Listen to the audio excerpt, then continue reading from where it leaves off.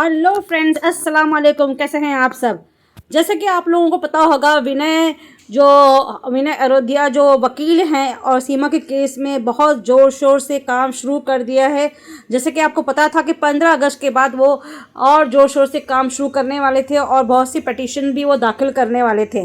उन्होंने बहुत से सीमा के ख़िलाफ़ एविडेंस इकट्ठा किए थे, डॉक्यूमेंटेशन बनाए थे, जो 15 अगस्त के बाद सुप्रीम कोर्ट में अप्लाई करने वाले थे। तो लो जी, वो जोर शोर में शुरू हो गए हैं, अपना काम अच्छे से कर रहे हैं और आखिर में उनको 2 पेटिशनर मिल गए हैं पूरे इंडिया से, ताकि वो पेटिशन दाखिल कर सके सीमा के केस के हवाले से।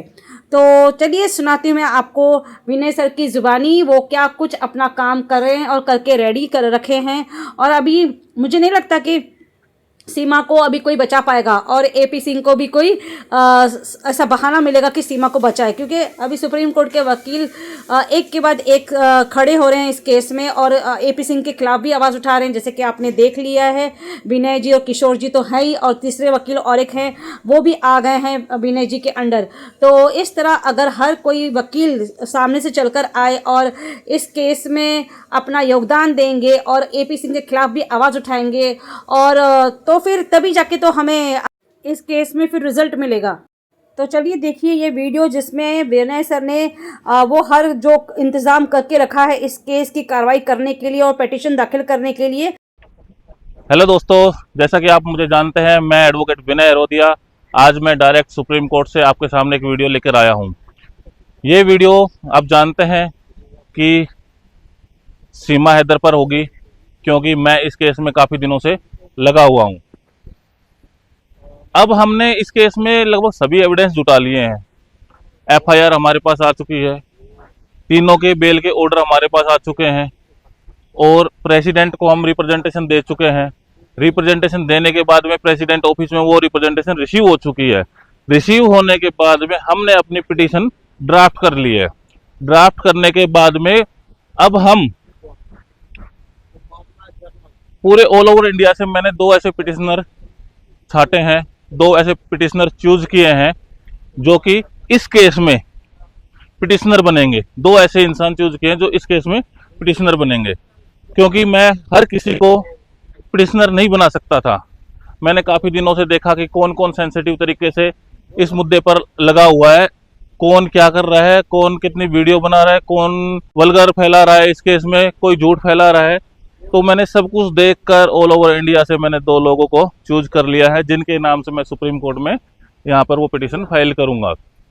और जल्द से जल्द ये महिला, ये औरत जो गैर कानूनी तरीके से हमारे हिंदुस्तान में आई थी, ये हिंदुस्तान से बाहर जाएगी। ये मेरा आपसे वादा है। देखिए, हम पिटीशन ड्राफ्ट कर सकते हैं, रिप्रेजेंटेशन दे सकते हैं और फाइल कर सकते हैं, आर्ग्यू कर सकते हैं। इसी सुप्रीम कोर्ट के टॉम के नीचे चीफ जस्टिस का कोर्ट है, यहाँ पर ही 99% जितनी भी पीआईएल होती हैं वो लिस्ट होती हैं, यहाँ पर ही लगती हैं। और मुझे लग रहा है कि वो पीआईएल भी यहीं पर चीफ जस्टिस कोर्ट में लगेगी। तो हमने मोस्टली हम प्रिपरेशन कर चुके हैं। अब फाइनल स्टेप लेना है, हमने तैयार कर वो पिटीशन यहाँ पर सबमिट करनी है। तो लगभग सब कुछ हो चुका है इस केस में। अब आगे चलकर हम इस केस में कुछ ज़्यादा नहीं, पिटिशनर्स के एफिडेविट, उनके वकालतनामे, उनको मैंने बुलाया है कि वो एक दिन आए और इस केस में जो भी उनके सिग्नेचर वगैरह, अथॉरिटी वगैरह है, वो हमें दें। उसके बाद हम ये पिटीशन सुप्रीम कोर्ट में फाइल कर देंगे। जिन लोगों को लगता था कि मैं झूठ बोलता हूँ कि सुप्रीम कोर्ट में प्रैक्टिस नहीं कर रहा और ऐसे मैं वीडियो पब्लिसिटी बनाने के लिए वीडियो बना रहा हूँ, उन लोगों के लिए अच्छा करारा जवाब होगा। क्यों, मैं कितनी मेहनत करके मैंने एक एविडेंस जुटाया है। मैंने सभी के हिंदी डॉक्यूमेंट्स से उनको ट्रांसलेट किया है, कुछ उर्दू के डॉक्यूमेंट्स से उन सभी को ट्रांसलेट किया है। और मेरे साथ में मेरे एक ग्रुप, जो मेरे दोस्त हैं, मेरे साथी वकील साहब हैं जो सुप्रीम कोर्ट से, वो भी मेरे साथ में आए हैं। साथ में एक धर्मेंद्र जी वकील साहब हैं सुप्रीम कोर्ट से, वो भी इंटरेस्ट लेकर मेरी वीडियो देखकर इस केस में शामिल होने वाले हैं। और उन्होंने कहा है मुझे कि वो भी एक वीडियो के थ्रू अपने व्यूअर्स को कोई संकेत देना चाहेंगे कि हम किस तरीके से ग्रुप में होकर काम करेंगे, और साथ में बिना ग्रुप में होकर इस केस में जीत नहीं मिल सकती, क्योंकि रिप्रेजेंटेशन दे रही है हमने सब जगह। उसके बाद में गवर्नमेंट को डायरेक्शन देना सुप्रीम कोर्ट का काम है, ऑनरेबल सुप्रीम कोर्ट का काम है। जब तक डायरेक्शन नहीं देंगे तो गवर्नमेंट भी तब तक कुछ नहीं करेगी। तो हमें मेनली देखना है कि अब इस केस को कब तक लिस्ट हो सकता है ये सुप्रीम कोर्ट में। लिस्ट होने के बाद हम आर्ग्यू करेंगे और जो भी नेक्स्ट स्टेप होगा मैं आप लोगों तक उसकी वीडियो में लाता रहूँगा।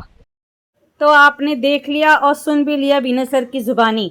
तो मुझे नहीं लगता है कि अभी ये एपी सिंह और ये सीमा है ना अपने चाल चल पाएंगे। और एपी सिंह को तो अभी ये पता चल गया है, क्यों ना, क्योंकि वो भी तो सब चीज़ न्यूज़ सब कुछ तो देखता ही रहता है ना सोशल मीडिया पे क्या चल रहा है।